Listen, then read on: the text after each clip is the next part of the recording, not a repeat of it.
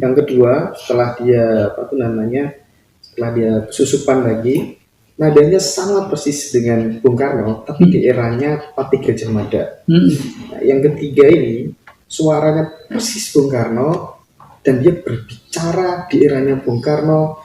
Beliau mengatakan lewat anak kecil itu, dua pakaianku dijual oleh bangsa ini. Dua pakaianku dijual oleh bangsa ini, dan saya tahu dijual kepada negara mana, dengan harga berapa, siapa yang menjualnya. Konon itu ditafsiri sama para sesepuh, dua hal itu adalah otonomi.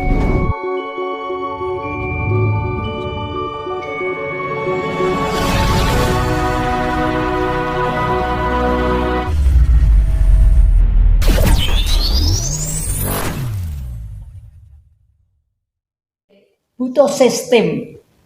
Oleh karena itu pemimpin yang menjadi RI 1, yang menjadi gubernur, yang menjadi bupati, wali kota, termasuk RT/RW, syukurlah kalau bisa seperti Puntadewa. Puntadewa itu seorang ratu. Kalau saya pakaiannya masih macam-macam gini ya. Kalau Puntadewa enggak mau pakai gini-gini, enggak mau ngopong gini-gini karena artinya gitu loh.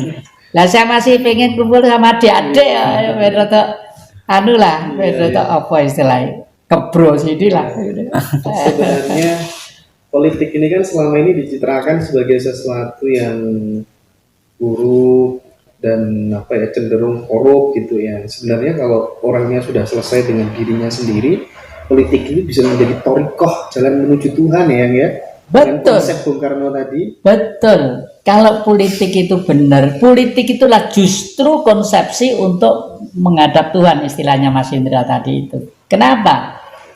Politik itu dari kata poli dan etika, pergaulan yang penuh dengan kesopanan dan kesantunan. Supaya pergaulan itu sopan dan santun, dihimpun supaya tidak liberal tadi itu, menjadi partai-partai, kelompok-kelompok, ormas dan lain sebagainya. Nah, kalau itu dilakukan dengan baik, waduh, semua dulu tuh di rumah saya deh. Kalau waktu penggemblengan Komar 1, Komando Rakyat Marhen, Komar 2, Komando Rakyat Marhen 2, digembleng gitu, waduh. Sampai sekarang yang tua-tua itu ya masih etes seperti saya ini. Wes, hidupnya sederhana semua. Saya aja masih gini-gini karena ya, karena ya kadung tidak ini koordinator rojo-rojo ya, saya menyesuaikan diri lah. Kalau tamu mosok pemain gede boleh kiri kena berat toh ya. Ya terpaksa gini, tapi ini semua itu mujizat deh. Karena apa? Dikirim semua. Saya nggak beli, semua itu tidak ada yang beli, termasuk meja marmer Itali itu. Karena apa? Di sini ada 3 ruang. Ruang bawah tanah cukup orang 100. Ruang sini ya, belakang sampai sini, ruang atas ada. Ruang bawah tanah itu sudah menjadikan orang besar di Indonesia itu berkali-kali. Megawati itu jadinya rebukan dari sini, ya. Termasuk yang terakhir Pak Jokowi itu jadinya rapatnya juga di sini, meskipun Pak Jokowi tidak ikut. Ya, karena saya dengan teman-teman giring terus, tanya kepada gaib, kepada leluhur, ini nanti Indonesia siapa yang mengisi gitu ya. Ya gitulah. Jadi ada yang menjadi orang besar, tahu-tahu dikirim ini, saya tuh bingung sampean. Ya syukurlah. Jadi bukan semata-mata karena kerja kerasnya yang kerja beli sini. Waduh, enggak pernah. Enggak pernah. Kalau adik-adik lihat salah satu lukisan saya di sana, itu saya minta harganya yang gede itu 150 M itu. Saya minta 100. Tapi saya waktu beli berapa? Enggak sampai 5 juta. Kenapa begitu? Ada orang bawa gulungan, terus ditaruh di situ, Pak beli lukisan apa? Tak saya bukanya ya Pak ya. Nggak usah kita lihat. Saya itu peka. Ini kanvasnya apa? Ini catnya apa? Begitu saya buka, loh kok persis seperti punya Indra Gunawan, ya. Nah kalau betul-betul asli berapa itu? Kalau 150 M aja laku kalau betul-betul asli. Tapi tidak mau saya begitu seperti itu ya.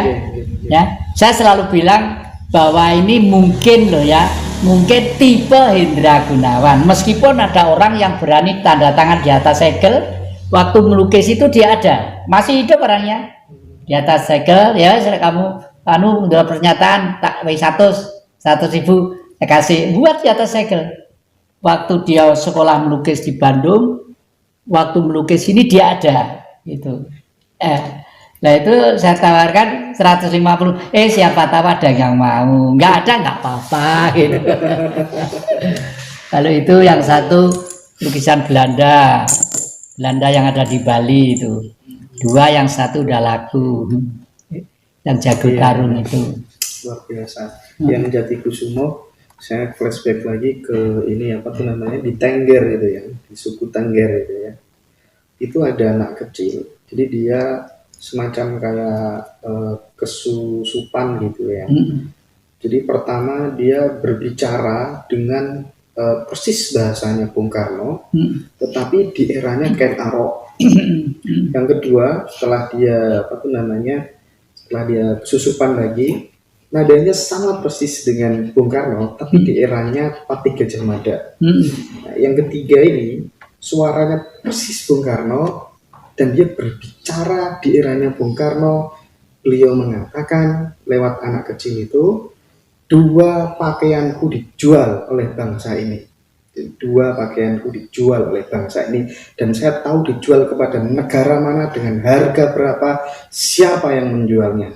Konon itu ditafsiri sama para sesepuh, 2 hal itu adalah otonomi daerah, yang kedua adalah pilihan rakyat, pilihan pemimpin secara langsung. Tanggapan yang Jatikusumo seperti apa?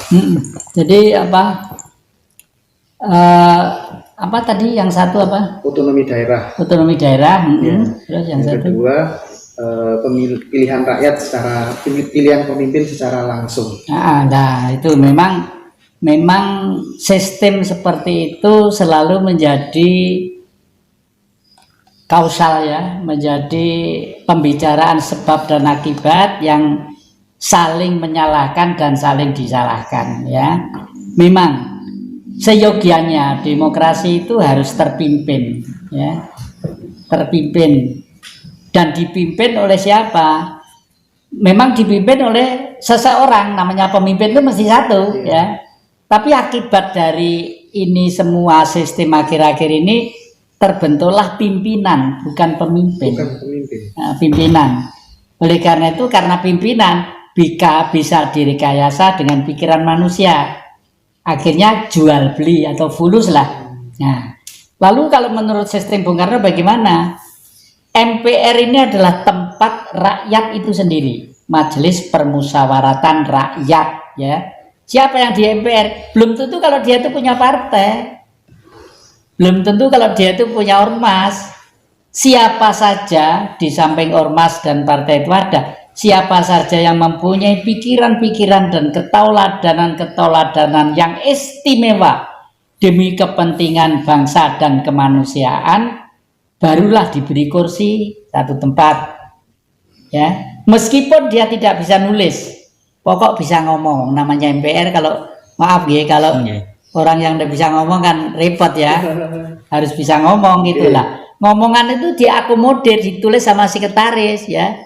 Lalu nanti tinggal, oh ini kok Pak Mukibat ini kok bisa nandur tela sampai 4 meter, teorinya bagaimana? Nah itu terus diberikan kepada DPR, barulah DPR ditata supaya menjadi produk undang-undang sehingga menjadi peraturan. Dulu pernah Pak Mukibat itu, ya seperti itu, orang Mojosari Malang sana, mau ke Pandaan itu ada Mojosari, dari sana Pak Mukibat itu. Tapi ya setelah itu ya cuma 1 kali itu, lainnya telah masuk ke era Orde Baru, kacau, udah diisi orang-orang politik semua, Orang politik juga penting karena bernegara itu butuh ilmu pengetahuan ya. Yang mempunyai ilmu pengetahuan adalah orang politik. Tapi karena orang-orang politik itu umumnya berangkat juga tidak di basic atau berangkat dari teori politik, ya akhirnya menjadi pasar itu. Di sana ya dagang, karena pergi ke sananya ongkosnya sudah mahal. Terkait dengan pertemuan dengan raja-raja itu ya, Kira-kira gambaran yang Jatikusumo tentang konsep bernegara ini dengan baik dan benar supaya kembali kepada kejayaan Nusantara itu seperti apa sih konkretnya, realnya? Realnya begini, jadi kita tidak akan berlawanan dengan sistem yang ada sekarang ya. Sekarang sistem silakan berjalan, tapi saya sudah memulai itu dengan raja-raja itu sudah mulai 1998. Seluruh raja-raja di Nusantara saja apel di Trowulan. Kenapa kok di Trowulan? Karena saya menggunakan sejarah tempat di mana Mojopahit dulu pernah berkuasa. Waktu itu apel di sana, izin tidak keluar waktu itu. Saya kalau izin tidak keluar malah ngotot, malah senang. Oh, ini yang saya harapkan, geger ya geger gitu ya. Terus waktu itu ada tamunya dari Brunei Darussalam, ada dari Thailand, ada dari Malaysia, Kuirap dari pintu lawang ke Pendopo Agung Trowulan sana. Ya belakang, akhirnya di sanalah saya dinyatakan, dinobatkan oleh beliau-beliau sebagai Raja Diraja Indonesia, Anu Nusantara gitu loh ya. Artinya itu masih punya pengaruh untuk berkomunikasi dengan apa yang ada gitu. Tapi ya kuwi akibat saya pakai teori ini Puntadewa jenenge gawe kerajaan ngepel-ngepel dhewe, nyogok-nyogok istilah anu dhewe segala macam iki butuh-butuh suruh beli apa sing nyogoki sapiteng-sapiteng yang buntu itu ya, sogok-sogok dhewe gitu ya. Karena saya tidak mau generasi muda itu tersiksanya karena kesenangan kakeknya. Senang ya syukur, tidak senang tidak apa-apa, tapi minimal nuansa ini mudah-mudahan akan mempengaruhi jiwa perasaan mereka. Dan semua cucu-cucu saya halus-halus, diam-diam itu udah senang, saya tuh udah ganteng-ganteng, halus-halus, sopan-sopan. Itu senang, saya sudah setengah mati gitu aja ya. Kakeknya dulu ketika masih muda suka melawan arus. Tapi justru kalau di sungai itu hanya ikan yang besar yang berani melawan arus yang gitu ya. kecil ya berani ya. Terkadang diperlukan ya ketika masih muda. Betul. Oke, yang ada salah satu ini kita geser ke tema lain, salah satu buku